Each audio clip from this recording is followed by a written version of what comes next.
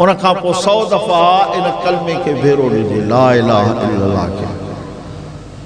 मौलाना अशरफ अली थानवी सचो रहमतुल्लाह अलैह उनजो किताब आहे जज़ाउल आमाल, उन में हिकिड़ो वाक़ियो लिखियो अथई। उन खां पोइ मां हर जगह ते दोस्तनि खे ॾसींदुमि। हिकिड़ो कपिड़े जो दुकानदार हो, जॾहिं मरे पियो त माइटनि चयोसि त बाबा कलमो त पढ़।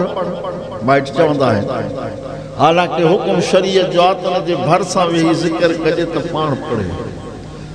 चयसि पोइ कलमो पढ़। चए मुंहिंजे दुकान में फलाणे पासे ॾो भलो कपिड़ो पियो अथव। वरी चवणसि कलमो त पढ़। चए फलाणो माण्हू ॾेती लेती जे हिसाब सां ॾाढो सुठो अथव। पछाड़ी ताईं इहे ॿाखर चवंदो रहियो, कलमो न पढ़ियो। मुस्तफ़ा करीम सचो सल्लल्लाहु अलैहि वसल्लम फरमायो, जहाँ मुझे उम्मती जे ज़ुबान मां पछाड़ी में कलमो निकतो, मां उनखे फतवा तो ॾियां दख़ल जन्नत जो जन्नती थी।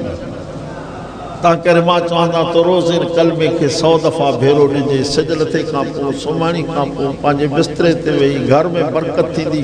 नबी साईं फरमायो, जॾहिं मुंहिंजो उम्मती अल्लाह जो ज़िक्र कंदो आहे त आसमान जे मलाइकनि खे इहो ईअं चमकंदे नज़र ईंदो आहे जीअं तव्हांखे आसमान जा सितारा चमकंदे नज़र ईंदा आहिनि। ॿी हदीस पाक में फरमायो, जेको रब खे यादि थो करे, मसलुल लज़ी यज़कुरु रब्बहु वल्लज़ी ला यज़कुरु रब्बहु कमसलिल हय्य वल मय्यित। फरमायो, जेको रब खे यादि थो करे इहो जहिड़ो आहे, जेको रब खे यादि नथो करे इहो मुर्दो आहे। मुंहिंजा सोना प्यारा भाइरो, अल्लाह जो ज़िक्र कंदासीं त जेरनि जी लिस्ट में अची वेंदासीं।